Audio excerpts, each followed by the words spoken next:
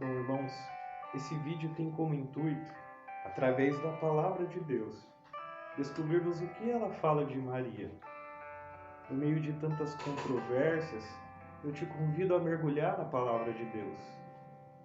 E te peço para ficar até o fim desse vídeo, porque no final tem um testemunho de um evangélico protestante muito forte, o mais famoso do mundo. Por isso, irmãos e irmãs, para compreendermos a importância de Maria, devemos entender aquilo que é a palavra de Deus e a forma que a palavra de Deus vê quando uma pessoa é importante ou não.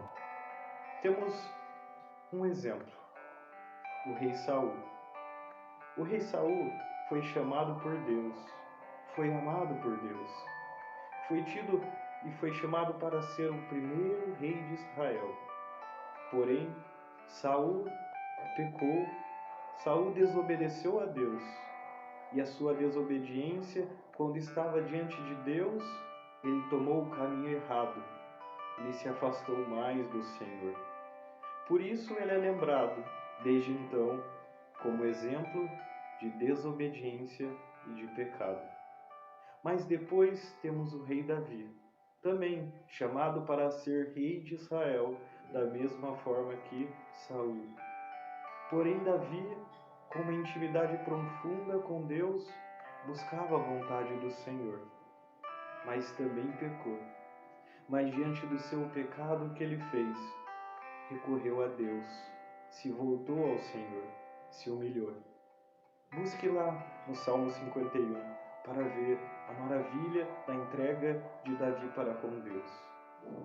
Nesse exemplo, vemos, irmãos e irmãs, dois homens com o mesmo chamado, mas uma clara diferença de quem é maior, biblicamente falando, aquele que se entrega mais a Deus, que é mais humilde, que busca o Senhor. Então, irmãos e irmãs, com essa distinção podemos comparar Maria com os homens e mulheres do Antigo Testamento. Aí Jesus vem nos ajudar. Pega a sua palavra. Está lá em Mateus, capítulo 13, no versículo 16. Diz assim: Mas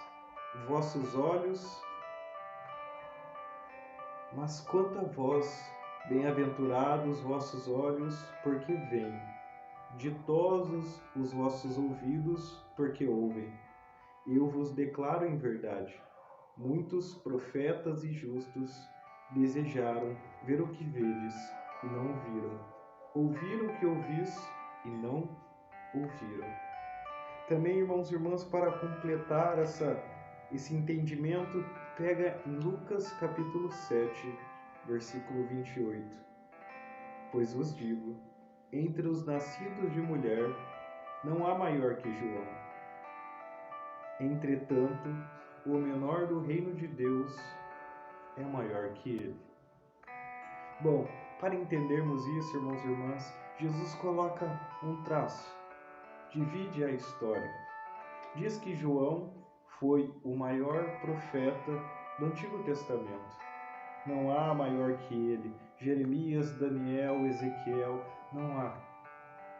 Porém, Jesus diz que João, sendo o maior do Antigo Testamento, é o menor do novo reino que Deus traz. É o menor. Ou seja, Jesus coloca não só Maria, mas como os apóstolos e discípulos de uma forma maior que todos os homens e mulheres que vieram antes dele. E por isso lá, irmãos e irmãs, eu li aquela passagem onde Jesus diz: ditosos os olhos daqueles que veem aquilo que homens e mulheres queriam ver, que é a presença de Jesus. Irmãos e irmãs, a presença de Jesus é a grande novidade. Ele que é o prometido, ele que é o esperado. E os homens e mulheres que tiveram a graça de estar com ele são bem-aventurados, ditosos, muito mais do que Moisés, que buscou ver a Deus e viu apenas as suas costas, muito mais do que Jeremias, muito mais do que qualquer profeta que veio do Antigo Testamento. porque não há glória maior do que estar com Jesus, que é verdadeiramente Deus. João capítulo 1 diz: no início, o Verbo, e o Verbo era Deus, e habitou entre nós. Por isso, irmãos e irmãs, peguemos a passagem segundo São João, capítulo 1, versículo 27. Aqui já está claro que Maria é maior do que todos os homens e mulheres do Antigo Testamento, porque ela viveu e ela teve a graça de estar com Jesus. Mas e agora? De todos que conviveram com Jesus, dos apóstolos e discípulos, como podemos comparar? João, capítulo 1, versículo 27. Quem é que vem depois de mim? Diz São João Batista. Eu não sou digno de desatar a correia do seu calçado. A palavra de Deus vem dizer na boca de João Batista que ele não era digno de amarrar o sapato de Jesus. Mas eis que Maria foi digna, não só de amarrar e desamarrar várias as vezes os sapatos de Jesus, mas além de ensiná-lo a andar, além de amamentá-lo quando ele era criança e além de ser um só com ele durante 9 meses. Irmãos e irmãs, devemos nos surpreender com isso, porque durante 9 meses eles foram um só. Irmãos e irmãs, devemos olhar para isso com algo grande, porque é digno de Deus. Olhar para aquilo que aconteceu quando Jesus andava num lugar, a terra que seus pés tocavam se tornava um santo. O que ele fez no ventre de Maria. Quando Jesus andava, mudava as vidas e os corações das pessoas. O que Jesus fez com Maria durante os anos que conviveram junto. Por isso eu te convido.